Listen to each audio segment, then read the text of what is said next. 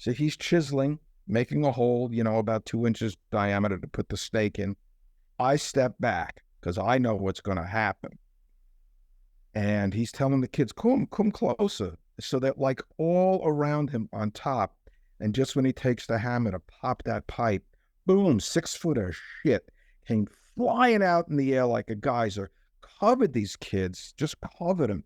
And they ran to their bungalows, and you could hear all the mothers in Yiddish, Was ist mit this Dreck? And they were yelling in Yiddish.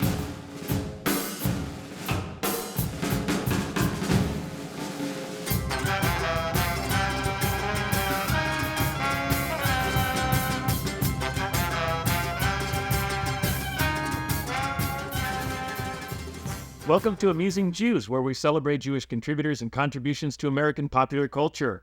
I'm Jonathan Friedmann. And I'm Joey Angelfield. Producer-engineer Mike Tomren is working somewhere behind the scenes. Amusing Jews is a project of Adat Chaverim Congregation for Humanistic Judaism, the Jewish Museum of the American West, and Atheists United Studios. Hey Joey, the U.S. has a bunch of belts, a term first applied to agricultural growing regions that followed lines of latitude.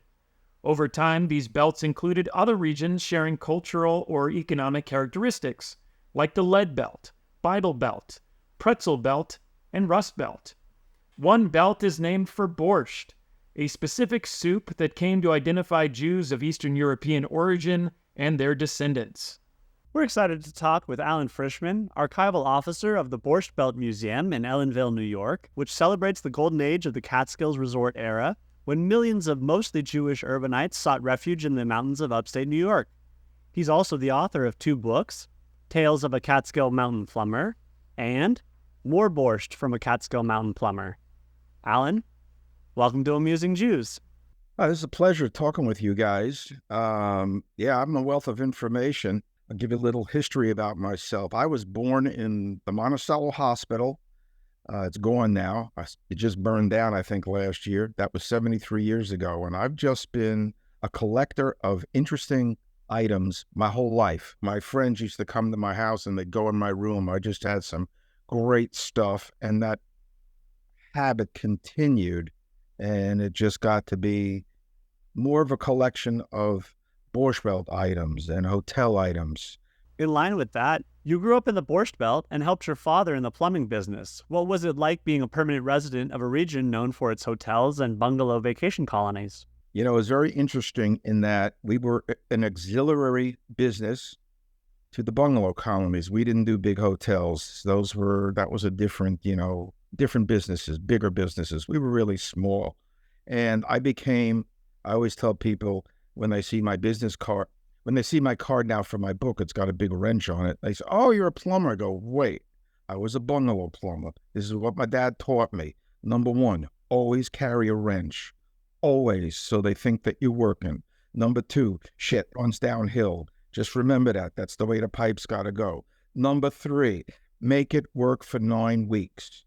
That was the season up here. They would come up July 4th weekend, and they would leave Labor Day, and it would be a ghost town the next day. So I was taught, make it work for 9 weeks, because if you fixed it permanently, they'd get another plumber because you cost too much. That was part of the reason. But living up here was wonderful. And a lot of my friends, when we talk again and on the phone or we meet, we say, we had a great childhood. There was no way you could ever say, I can't get a job. Even if you got fired from one hotel, you went to the next one. You have experience? Oh, yeah, I worked in the dining room for 3 years. They didn't check. They just knew that something happened, and now you got to work for them. And that just carried over. So it was really nice knowing everybody. The families knew everybody. Monticello has changed considerably. I mean, back then there was the Jewish Community Center. So there was a big Jewish enclave of middle-class people that we all grew up together, and a lot of us are still connected. Could you tell us a bit how and why the Jewish vacation land got started in the Catskills? Let's start from the beginning. In the beginning, the Jews were in Europe, as we know, and they were being persecuted there by the Russians and other groups. I don't know why people don't like us, but it seems to be a trend that's been going on for a heck of a long time. But anyway, they came to New York City. And I know everybody knows the stories about coming to Ellis Island and the guys couldn't figure out how to spell their names and they changed the names and all those things happened. So they lived in the tenements for a while and they couldn't stand it. They were farmers. They were people that did agriculture. They didn't want to do jobs. A lot of them got fired because they couldn't work. They couldn't work on a Saturday. They said, well, then you got to fire me. So a lot of them started saying, let's get out of here. And they found Sullivan County. But in the beginning, Sullivan County was also no Jews allowed, but it kind of broke open. And I remember the name Gershon. I don't know if he was the first hotel that sold or the first Jew that bought. And it just started where people started coming to the mountain, Sullivan County, all these Jews, and they thought they would become farmers again. But what they found out by mistake was that the soil up here was terrible. And just one county away, 25 miles, the soil's unbelievable. It's black dirt. You can grow anything in it. But up here, it was really hard to be a farmer. But what they did have is they could have cows, lots of chickens. So they had fresh egg, fresh milk, and fresh air. That was the draw to the mountains in the beginning. And if they bought these old farms, they had farmhouses. They'd rent a room or two or four, whatever they had. The owners actually might have slept in the barn sometimes on the hay just so they could rent a room and make a couple more shekels. It was really important. So from these little farmhouses, you might have heard the word kachalanes, which was they started developing shared kitchens. And my dad reminds me in his bungalow, in his old farm, there was a huge ice box because they didn't have refrigeration. And the women would share the kitchen. They'd share the stoves. They would share the counters. And if you had a woman who might steal something, or if you had a woman that was a pig and they'd get upset and there were fights, it got crazy. These guys that owned these places said, let's build tiny little bungalows. That was the birth of the bungalow colonies, out of that necessity to keep the fighting down. And the bungalows were very small. It had usually one bedroom with two beds, a very tiny kitchen, just enough to cook a meal.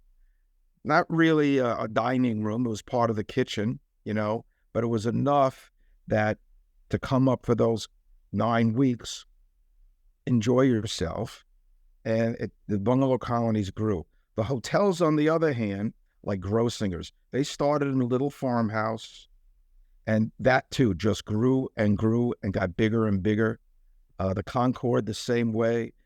All of them kind of had the same beginnings, but some of them took it to the next level, the next level, the next level. And the other thing about the fresh air was in Liberty, Loomis, I think his first name was Arthur Loomis, was the first doctor that figured out we can cure tuberculosis if you come here because you'll clean your lungs. That's what the problem was. Everybody was living on top of each other and it was disease and this. Even coming up here on the train, they had to start putting signs up, no spitting, because these guys would, and blow it out on the floor. And that was spreading the disease. And until they figured that out, the problem with that is the people in Liberty, where there was a concentration, they started saying, we don't want these people around us because they're killing our resort business. So they became the first group of we don't want you here. But the Jews were welcomed. There was also something very interesting. There was a hotel called Hotel Susanna for cross-dressers. And these guys could come, and they knew that if they got there, they could live their secret lives and did whatever they wanted, just like the Jews that came to the hotels in the bungalow colonies. It was like a respite from the city, from the work, and they just could enjoy themselves without the fear that somebody was going to come and throw them out or something like that. So that was the beginning and the birth. I condensed a long story. Beginning of the Catskills. That's how it all began. Enjoying the show? Click like and subscribe. The Catskills left a lasting imprint on mainstream American culture, including comfort food, concepts of leisure, and mid-century modern design. Perhaps most significant is its role in shaping stand-up comedy. Joan Rivers, Jerry Lewis, Sid Caesar, Danny Kaye, Estelle Getty, Lenny Bruce, Woody Allen, and Mel Brooks, just to name a handful. Why was stand-up comedy such a big feature of the Borscht Belt? Let's start with how comedy started up here. Mel Brooks, who I know you all know, started in a small hotel in Hurleyville called the Butler Lodge, and he was a tumbler. A tumbler was somebody known as the social director. He had to make games for everybody all day long. He had to make you laugh. He had to make you enjoy your stay at the hotel. Jews, in my estimation, love to tell stories. There's a lot of Jewish storytellers. It's part of our tradition. Even, in my family, when we get together, everybody told stories. And I think that was part of the culture. And we I think we fetch a lot about the situations we get in, but at the same time, we make them funny. Well, the Catskill resorts and bungalows peaked in the post-war years and declined during the 1960s and 70s due to a number of factors, including suburbanization and decreased anti-Semitism. You talk about the 3 A's and an E taking a particularly strong toll on the region. Could you explain? Yeah, typically everybody says, hey, it's the 3 A's, that's what killed the Catskills. First of all, airplanes took over, and you could now, instead of, the Jewish children of those families that were coming up became more affluent, and they said, you know what? We're going to take a trip to Europe this year for the same money and not have to go up to a stinky old bungalow or a stinky old hotel that smelled from mildew because they didn't change the carpets for the last 40 years and they were milking it to death. So the airplane was the first reason. The second one was automobiles. You could actually drive someplace else and not worry that you were going to get 3 flat tires and your radiator was going to blow up. They started becoming reliable. My dad told me when he first bought their place, his dad in 41, if they made it to the mountains with 1 flat tire, that was a good ride because the rubber was terrible. It was terrible. So could you imagine? So the automobiles. And the third reason was air conditioning. People were coming up here to cool off. I was going to say chill, but literally to chill and cool off because no matter what the temperature is in New York City, it's 10 degrees cooler here, always. That's why when they had rain, we got snow. I mentioned the E because in the Jewish culture, the parents wanted to make sure that their children got a good education. They struggled. They didn't want their kids to have to struggle. So imagine a kid, he might have worked in the Borscht Belt in his parents' hotel as a waiter. He got, good stops, good tables, and he was making good money to get through college. Parents also helped him. And then he comes out of college and he's a lawyer or a doctor. And then he passes the bar and that, Mom, Dad, do you think I can run your bungalow economy? What I make in a week, you make in a year. It wasn't going to happen anymore. It was sort of their own demise. That was part of it. The other part was a lot of small places could not keep up with the big places. And when certain things happened, particularly swimming pools, because in the early days of the bungalow colonies, what they had was they would have a little stream, they would divert it, and they would pour concrete and concrete walls.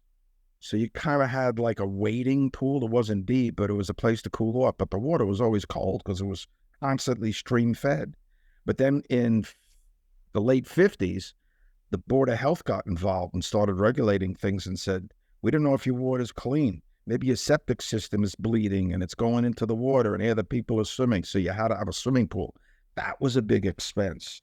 And that hurt a lot of the smaller places and the bungalow colonies. They had to put them in.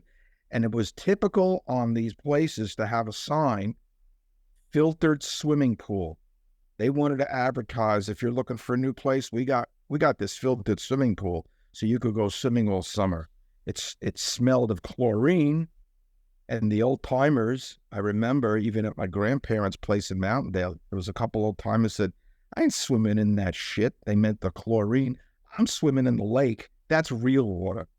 And it was, they preferred that.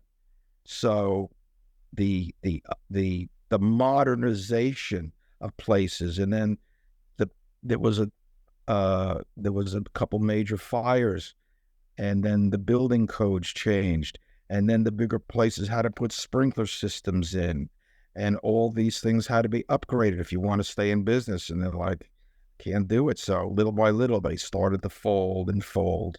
What was the emotional impact of the closures of all of these places up in the Catskills? The secular Jews that I grew up with, they were really saddened, a lot of them, that they couldn't come back. and enjoy it. And I think they realized that more later on as they grew older, especially now that the Borscht Belt is having a renaissance again, and all the baby boomers are remembering those were the best years of my life. What started happening is a lot of the hotel help. Where am I going to work? What am I going to do next? So for them, it really was a disaster every time another hotel closed. And even the locals, it started hurting the locals more and more. And I'd say that businesses started closing. I mean, it was that domino effect.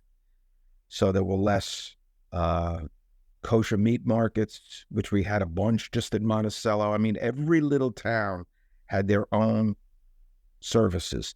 And the shuls too. Every town back in the 20s and 30s, they were building shuls to go pray in because they couldn't walk that far. But these guys they were Jewish, very Jewish back then, Orthodox, conservative, whatever. So the shul congregations started to piddle out. It wasn't great, I mean, the Concord closed in 94. I'm trying to remember when Grocery was closed. I'm not that good with numbers anymore. I forget too much. But about the same time, it was like that was the demise of the big fortress hotels. And after that, it got harder to survive up here. For a long time, the Catskills looked terrible because of all these abandoned buildings. And it was a bad time in Sullivan County. As the town of Fallsburg's building inspector, you saw numerous defunct hotels and bungalows being bulldozed. Realizing these were the last remains of the Borscht Belt era, you rescued signs, tables, chairs, phone booths, utensils, and assorted tchotchkes, which were eventually the basis of the Borscht Belt Museum. Could you take us through the salvaging process? The first day of my job, I was taught how to remove a building. And you just can't hire a guy with a bulldozer and take down a building on someone's property, no matter how bad it is. But there were loads of unsafe buildings, and it had to go into that category. Usually we started on the really bad ones that were in populated areas, right around the hamlets, whether it was Hurleyville, Loch Sheldrake, Woodburn, or the ones that the people fetched about the most. This is in my backyard, my kids are going in and they're playing in it. And I want you to know that in the first year I was there, we got rid of at least 80 buildings. We were averaging 80 buildings a year. That is a lot. So the process was I'd have to go into the building if I could actually walk in with light footsteps. And I'd have to photograph and do a record, because if the property owner didn't act and the town took it down, and then all of a sudden they come back and they say, why'd you take down my building? It was in perfect shape. Well, I don't think it was, and here's the proof. So we always had to have that proof. And then there was public hearings. I remember some people coming up and they'd beg to the board and they'd get another month or something, but they were just stroking us. And eventually we put it out to bid. And in the early days, in the late 80s, early 90s, it was really easy and really cheap, because contractor sometimes would have the fire company light a couple buildings and they would get a small donation and they'd literally be buried. I'd stand there and say Kaddish. And in other cases, they'd just bury them. They'd dig a hole and bury them. And years later, somebody would buy the property and they'd come into the building department and say, listen, I could tell you where there's remains of some buildings. So you don't want to put your foundation there, okay? Because of my general knowledge, I just knew where things were going. So it was a slow-moving process, but that's how we started to clean up. And other towns started coming to us for our law, which was sort of a model law that we used from the state, but we practiced it. And we practiced it hard, in that by the time I left the town, which was 24 years, I think back of all the buildings, at least 2,400 buildings were removed. That's bungalows, hotels, shacks, just things that were left over from those days. People, owners, literally walked away. They didn't even lock the door. They just walked away. Maybe the doors were locked, but everybody broke them open. So the remains were dangerous. And I drive by, I still live in this area, and I can drive by any road and say there was a building here, there was a building there, there was a building there. There's still a few around, and I'm still picking, because I know they're going to come down soon. but I'm still picking. So and I have an interesting habit. I'll tell you one more building was really interesting. It was up the road from my grandfather's place in Mountaindale. And it was a building that somebody said, you got to get rid of it, blah, blah, blah. And I walked in, and in two of the rooms was my grandfather's painting work, because I knew what he did. Somebody would fetch to him at the end of the summer, Sammy, you got to paint our bedroom. It's disgusting, please. All he would do is he would get some paint, he would take rope, and he'd dip it in a paint tray, and he'd go on the wall like this. And it made a design that when they came back, they thought he repainted the whole room. He used maybe not even a quarter of the amount of paint, and it took a lot quicker to do that than the painting and the corners, and they loved it. And I walked in this old building, and there was his wall. I'm so sorry I don't have that picture anymore. But I got chills when I walked in, Hey, Pop, here's your work. So that was a fun part of the job. It really was, salvaging all those things. And I did have a couple contractors that I worked closely with. And I said, listen, you got to save me that, whatever it was.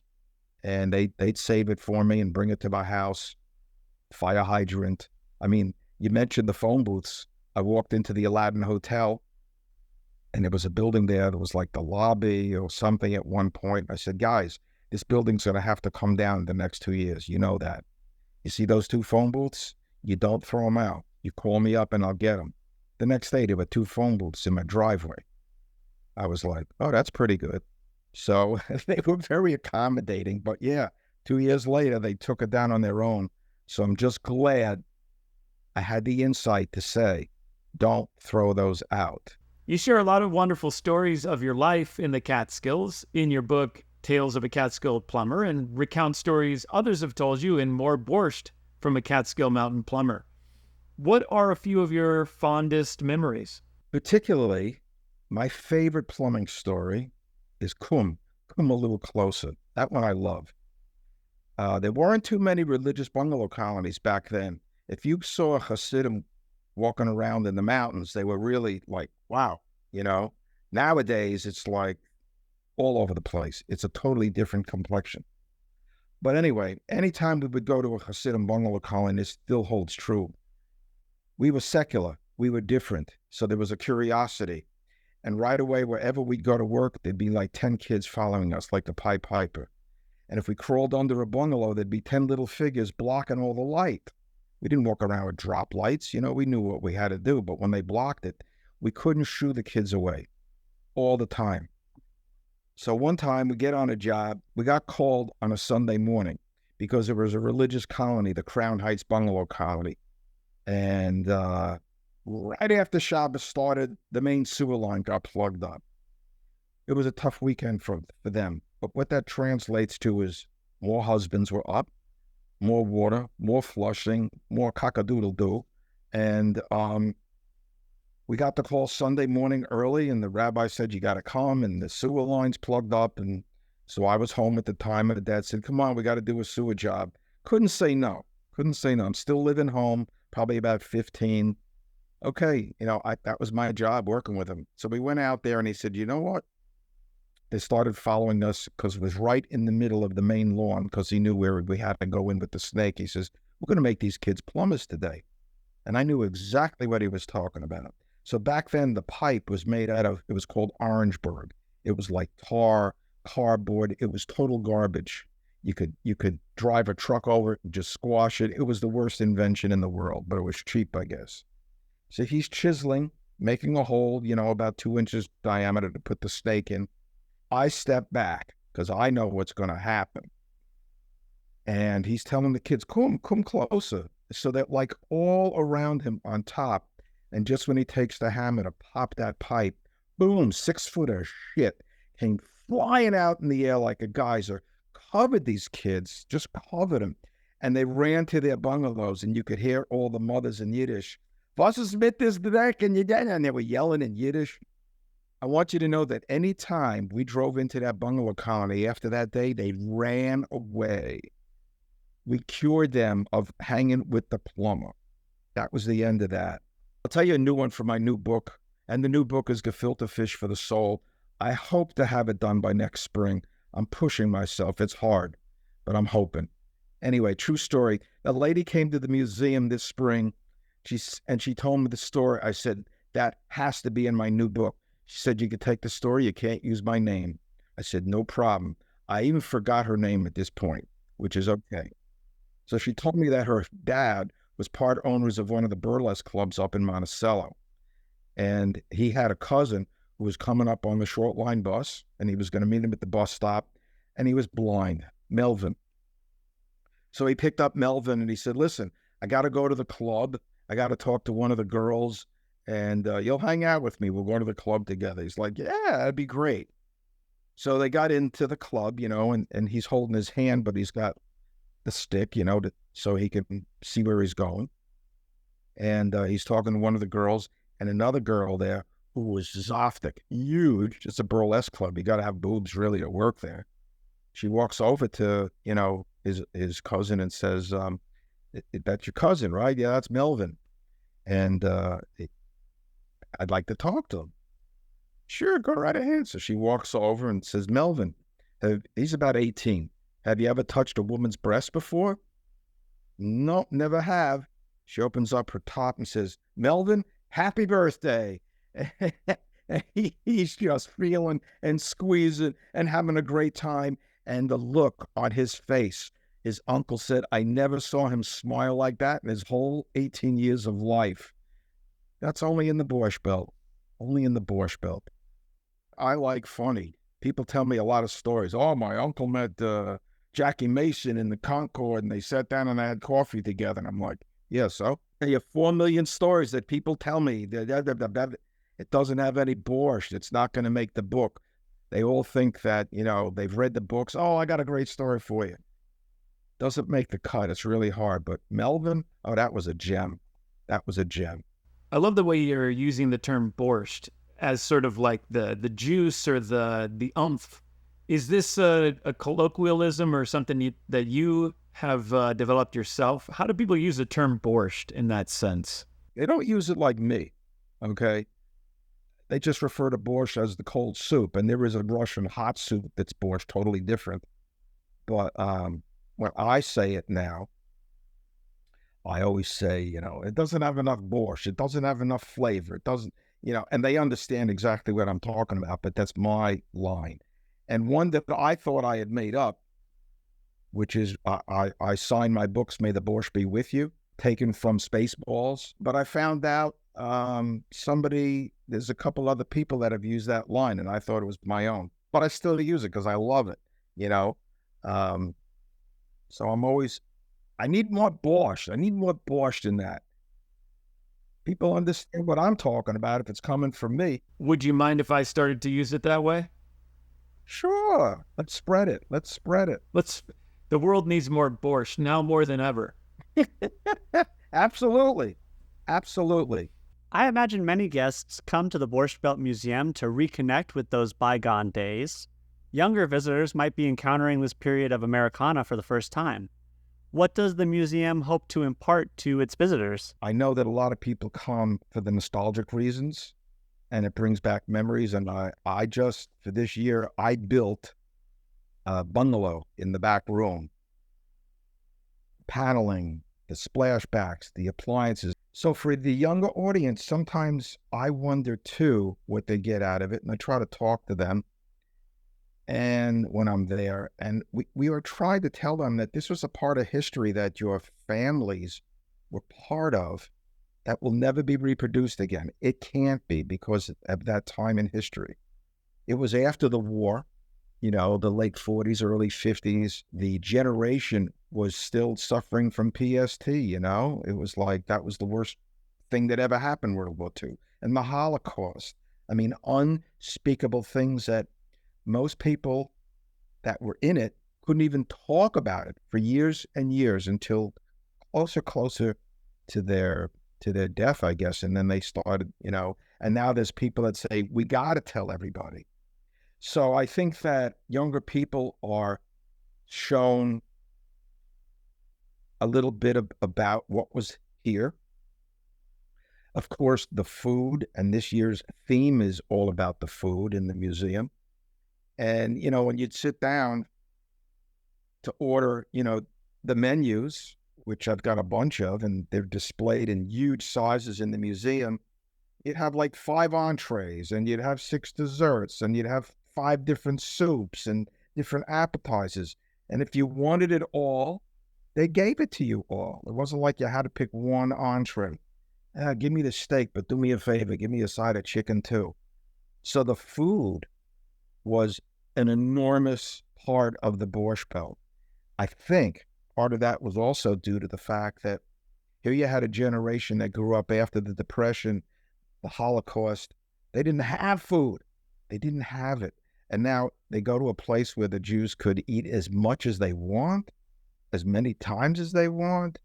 I mean, it was like, wow, this is unbelievable. So I think the impact of food was tremendous. So I think a young person coming to the museum and experiencing that, and if they're lucky, they'll get, I call it a private tour if I'm there, or if some of the other seasoned members are there. We have younger members that are part of the group, but they didn't experience it. They don't really know what it was like. They didn't feel it. And it's sad, and I think that younger people, and I do see some people walking through, young kids, and they're just, using their thumbs for the video, and they're not getting it. But there's a bunch that come through, and I watch, that's what I do. I watch, and then I ask them questions, and they go, I heard about this from my grandparents, from my parents. I wanted to see what it was all about. I'm getting a taste of it. I understand it better now. So in that regards, that's where I get nachas. That's when I say, all right, they're getting a taste of it. They'll never get what it was. It'll never be recreated because it can't, but at least they're getting this taste. And it was a slice of Americana that changed the world. I mean, when you go on a cruise ship now, those are hotels. Those are Borscht Belt hotels. They're just floating now, and there's not so much Jewishness.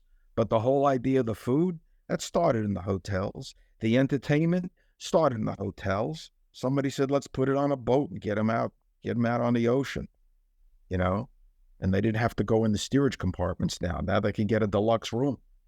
So this place made such an impact on the United States, the world.